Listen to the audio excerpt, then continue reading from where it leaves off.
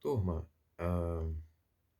no último vídeo eu falei para vocês do período pré-homérico, né? Ou seja, que vem antes de Homero. E agora nós vamos falar do período homérico. Ele foi de 1200 a 800 a.C., né? Durou aí cerca de 400 anos e ele foi marcado por diversos conflitos, tá? Foi uma época bem conflituosa, né? Já no final do ano 1200 aí vimos, né, a invasão de Creta por outros povos, né?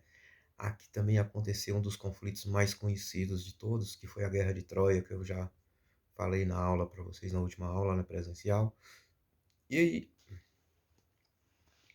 esse,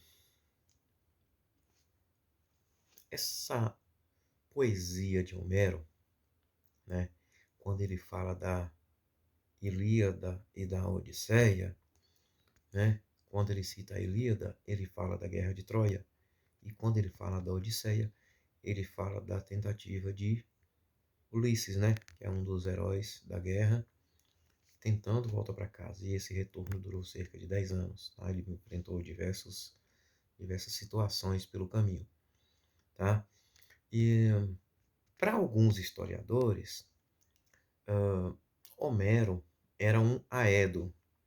O que são aedos? Aedos são aqueles poetas, diversos poetas gregos da época. Né? Então, para alguns historiadores,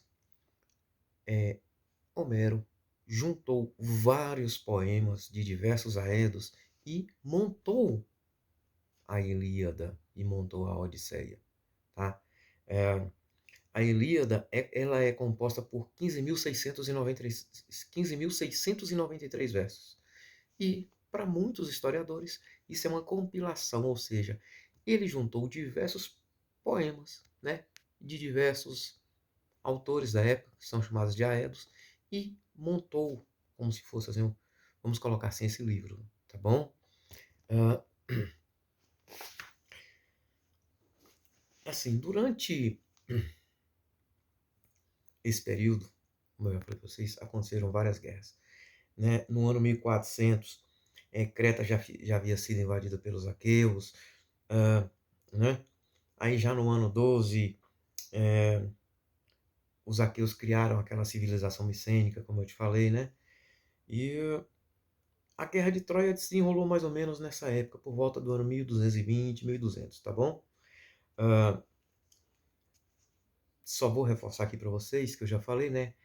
Conta a lenda que Paris, ele era filho de Príamo, que era o rei de Troia, e numa das viagens, né, para negócios, ele sequestrou Helena, que era considerada a mulher mais bonita que existia, né?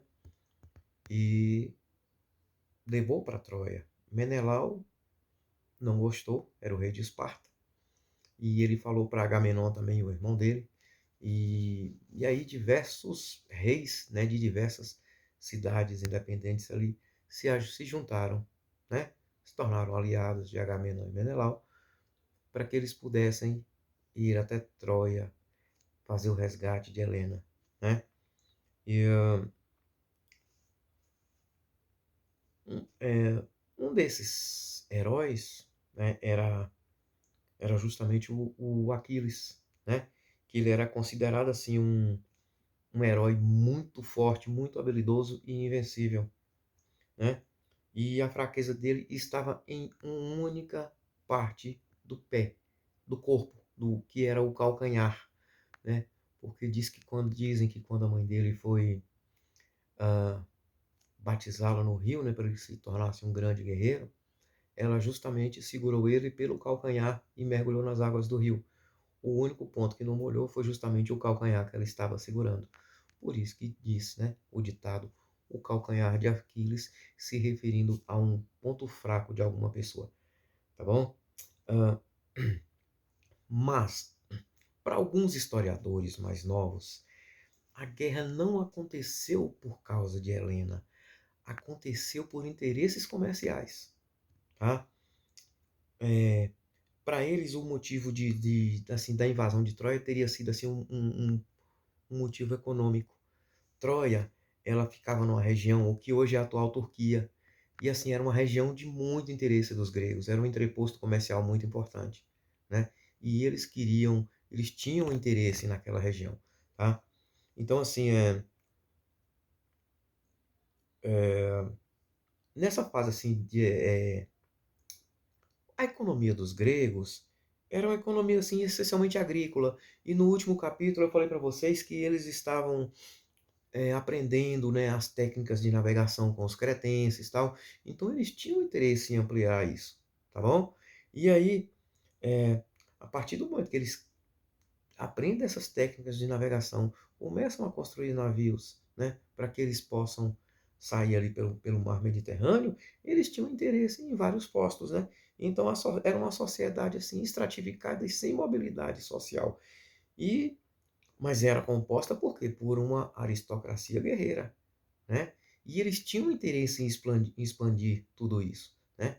E quando a gente fala aí de uma aristocracia guerreira, a gente pode citar aí justamente o, o povo de Esparta, né? Que eram considerados assim, os melhores guerreiros que existiam. E eu coloquei alguns vídeos, já postei para vocês, está disponível, alguns vídeos para que vocês possam assistir, né? Um pouquinho de como era a formação do guerreiro de Esparta, como era o treinamento, como eles viviam. Então eu coloquei alguns vídeos, pequenos vídeos lá, para que vocês possam ter assim, uma ideia de como realmente era a sociedade Esparta, tá? Porque na próxima aula nós vamos falar do período arcaico, que ele já foi de 800 a 500 antes de Cristo, né? E aí a gente vai falar da unificação do Estado grego, tá? Mas também vamos falar da cidade de Esparta. Vocês vão conhecer um pouquinho mais sobre essa cidade, que era importantíssima e era muito forte na época, tá bom? Então vamos ficando por aqui. Vocês assistam isso aí a partir da página 163, acompanhem isso aí. E na próxima aula, que será presencial, vocês podem esclarecer suas dúvidas, né? Podem mandar também pelo chat, podem me procurar pelo Zap. E vamos ficar por aqui porque seria muito assunto para vocês de uma vez só, né? E a próxima aula a gente dá sequência falando do período arcaico, tá bom?